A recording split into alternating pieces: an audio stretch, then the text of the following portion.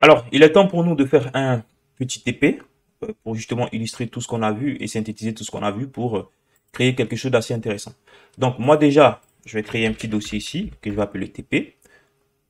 On va glisser le dossier ici. Donc, comme vous pouvez vous imaginer, on va créer un tableau, hein, voilà, beaucoup plus, un peu mieux stylisé. Donc, index.html. Je crée un fichier index.css. Et donc, structure minimale. Et par exemple là, je n'oublie pas, bien évidemment, de faire ça, de lier mon fichier HTML à mon fichier CSS. Ce que je vais faire, c'est de récupérer par exemple une police, histoire que au niveau de notre tableau, on ait des polices voilà, hop, hop, hop. On va prendre par exemple ça, hein, voilà, Opins, pour changer un tout petit peu. Et voilà. Alors, on met ça ici. Ensuite, je peux justement utiliser dans mon fichier CSS table, ou disons même toutes les tables. On va dire body parce qu'on n'a pas encore créé la structure de notre tableau. Ok. Mais vous pouvez justement appliquer cette police uniquement à vos tableaux, hein. Voilà, moi si je fais juste quelque chose de beaucoup plus global. Alors déjà, on va créer un tableau. On va prendre par exemple un exemple de tableau ici.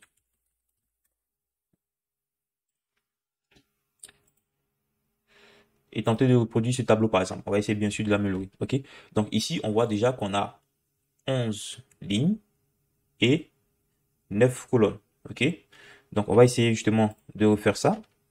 Ici, vous devez savoir que moi, c'est plutôt la structure qui m'intéresse et la mise en forme, mais pas du tout le contenu. Donc, je ne vais pas mettre le contenu explicite qu'on a ici. OK? Donc, du coup, moi, je fais d'abord l'élément table. On n'oublie pas justement de mettre en forme les choses. On va dire TH. En tête. Moi, je vais mettre nom. On va essayer de au moins les colonnes. Nom, prénom, téléphone, direction, site. Prénom, téléphone, site. Il y en a quoi après? Salaire, sexe, date de naissance, date d'embauche. Salaire, un autre TH, sexe, date, naissance, TH, date, embauche. Ok. Donc vous voyez ici justement, attention, je n'oublie pas de mettre tout ça dans une ligne. Ok. Je n'oublie pas tout ça dans une ligne. On règle l'indentation. Ok. Donc le corps de mon tableau, ici, donc des body. Je vais mettre par exemple ça. Dans la première ligne, on a, comme je l'ai dit, 9 colonnes. Donc, on sait bien évidemment que le fait de créer 9 cellules ici va générer justement 9 colonnes. Parce que déjà ici, vous voyez qu'on a 9 cellules. Donc, déjà, vous allez remarquer, si je fais ça, qu'au niveau de notre tableau, on aura déjà même 9 colonnes. Donc, la quantité de colonnes, justement, est relative donc, à nos cellules. OK? Aux cellules qu'on a dans les lignes. Alors, ici, je vais dire table, border, collapse, collapse, TH, T, R et D. On va dire padding 5 pixels, 7 pixels, border, on va dire 5 pixels solide.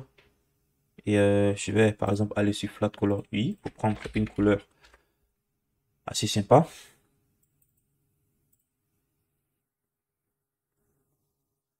Voilà, je prends ça et je mets cette couleur. Ok, donc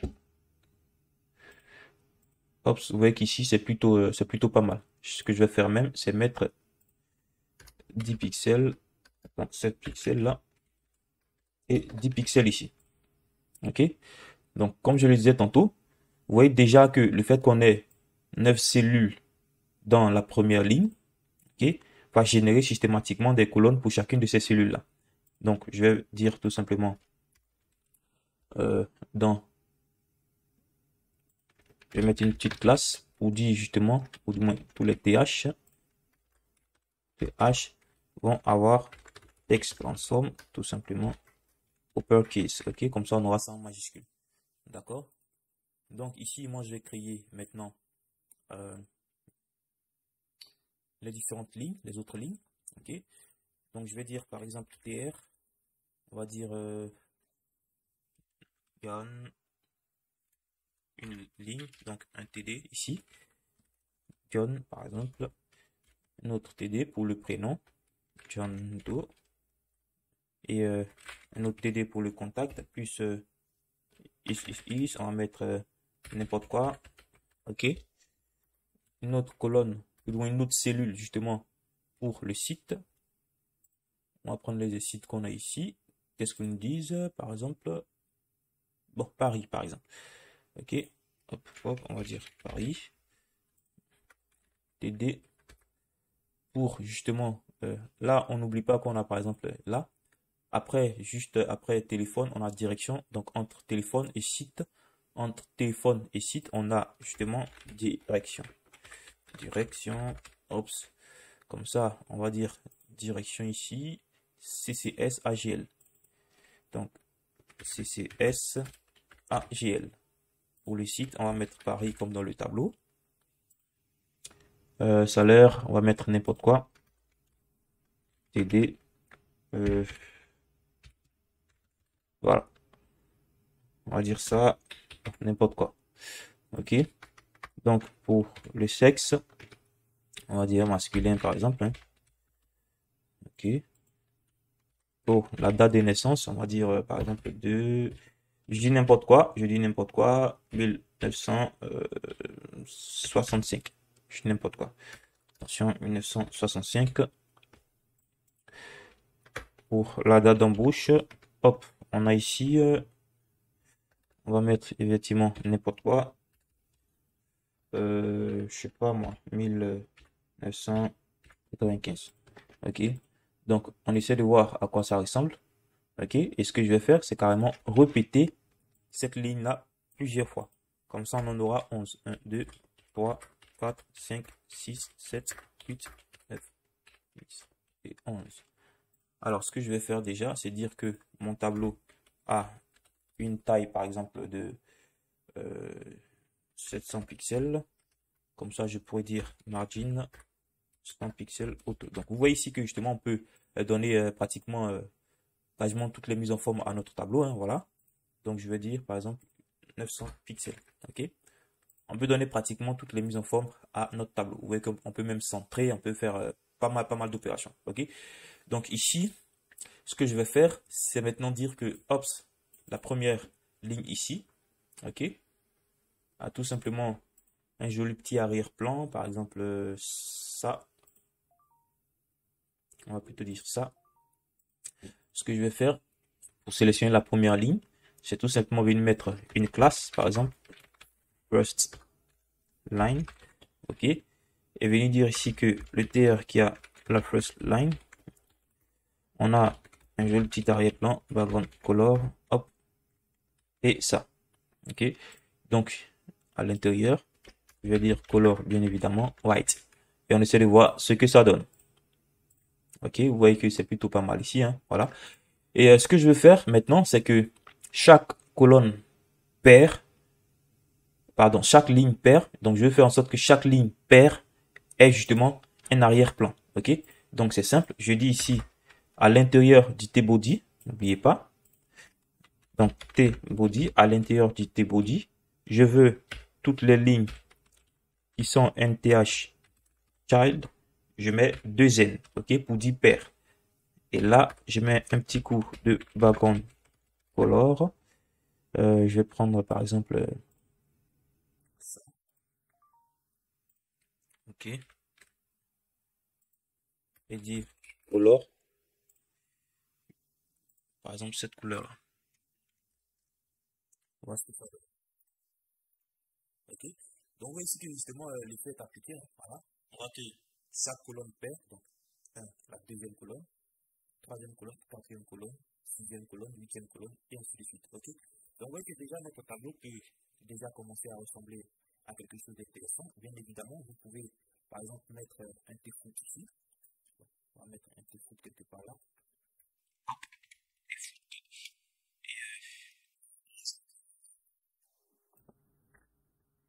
Je n'importe quoi, on fait juste une petite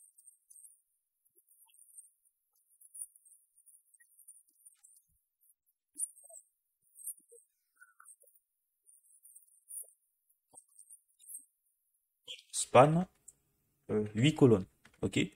Donc, vous allez voir là que, hop, à ce niveau, il va prendre tout simplement 8 colonnes et laisser la dernière colonne pour notre dernière cellule ici à ce niveau. Ce que je vais faire même, comme c'est un pied de tableau, ok, je vais mettre quand même un PH, histoire qu'on puisse justement voir ça un peu plus visuellement d'un seul coup. Donc on voit ici que c'est centré, c'est en gras. Ça permet de savoir justement qu'ici on a une forme de résumé au niveau de notre tableau. Ok, donc vous pouvez bien évidemment appliquer le principe des call group et des calls. Ok, pour illustrer ça, je peux par exemple venir ici et dire que oui, les call group. Donc ici je vais mettre même un caption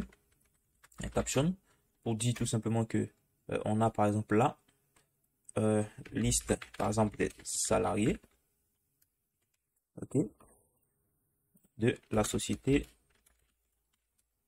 par exemple Alpha, d'accord, on dit n'importe quoi et voilà, vous voyez que c'est assez intéressant de voir d'un coup d'œil, on sait justement à quoi on a affaire, ok.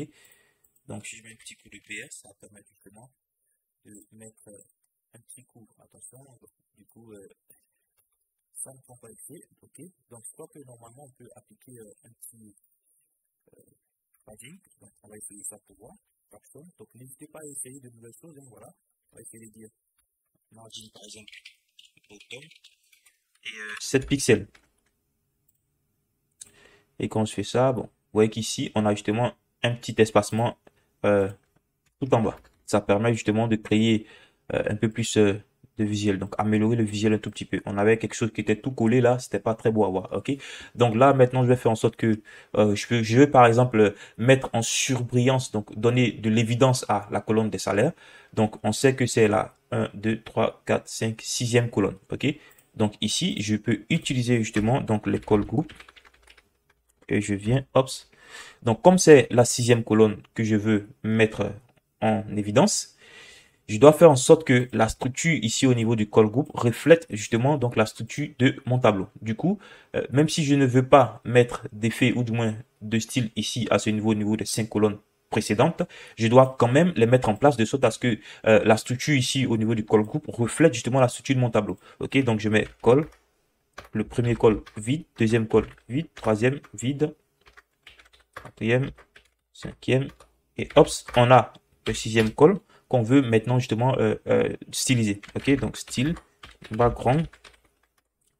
Je vais prendre une couleur ici, par exemple dire ça. Ok, ici à ce niveau. On va essayer de voir ce que ça donne. Et hop, bon, du coup c'est tout à fait normal hein, puisque là on avait les lignes qui étaient déjà colorées avec un arrière-plan. Du coup, le fait que j'ai mis ici un arrière-plan au niveau des colonnes, voilà, c'est un peu combiné. Ok, donc ici ce qu'on va faire, c'est plutôt enlever cette mise en forme là, ok, et tenter de voir ce que ça donne, ok. Donc vous voyez qu'ici effectivement cette colonne là est bien évidemment mise en surbrillance, ça nous permet de donner, de démarquer un tout petit peu, ok.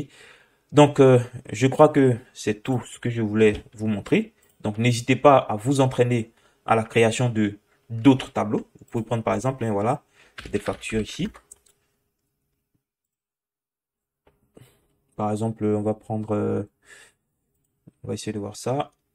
Voilà. Vous pouvez prendre par exemple cette facture, ok, et justement la mettre en forme, en HTML, ok. Donc bien sûr, vous allez devoir écrire un peu de code HTML ici, hein, qui n'a rien à voir avec les tableaux, mais bon, je crois qu'avec tout ce qu'on a vu dans le volume 1 d'information, vous avez toutes les connaissances requises pour essayer de faire ça, ok. Donc n'hésitez pas à vous exercer parce que les tableaux sont des structures de données qui sont véritablement très importantes et qui sont beaucoup utilisées, hein, voilà, au niveau du HTML et au niveau du web en général pour mieux représenter, mieux structurer un certain nombre d'informations au niveau donc de nos pages web. Donc, c'est terminé donc pour ce module, hein, voilà. N'hésitez pas à partager la formation autour de vous, sur vos réseaux sociaux et avec vos amis, pour qu'on puisse avoir justement beaucoup plus de personnes au niveau de la communauté avec qui échanger autour de toutes ces technologies que nous allons avoir justement le temps de découvrir. Ok? Donc, n'hésitez pas à vous abonner également donc à nos réseaux sociaux, au niveau de Facebook, hein, voilà, au niveau de d'Instagram, de YouTube et ainsi de suite.